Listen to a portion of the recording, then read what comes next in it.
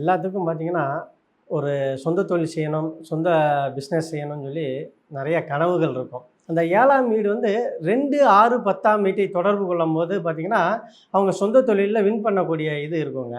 அதே 7ஆம் வீடு 5, 9ஆம் வீட்டை தொடர்பு கொண்டால் அவங்களுக்கு வந்து லாஸ் ஆகக்கூடிய தன்மை இருக்கும். சில பேர் கேட்பாங்க பார்ட்னர்ஷிப்பு.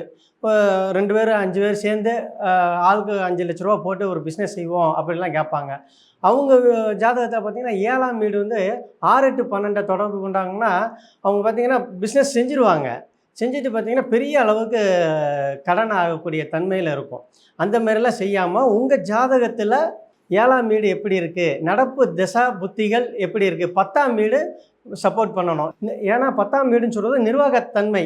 அடுத்து நடக்கக்கூடிய தசா புத்தி. அதாவது தசா புத்தி பார்த்தீங்கன்னா, எந்த திசையா இருந்தாலும் பரவாயில்ல. குரு தசை, சுக்கிர தசை இந்த மாரி புத்தி இது எதுனாலும் நடக்கலாம். அதில் வந்து தசாநாதன், புத்திநாதன் வந்து 2, 6, 10ஆம் வீட்டை தொடர்பு கொண்டு தசா புத்தி நடக்கும்போது நீங்கள் தொழில் ஆரம்பிச்சிங்கன்னா, அந்த தொழில் சக்ஸஸ் ஆகும். சிறப்பாக வின் பண்ணக்கூடிய அமைப்பா இருக்கும்.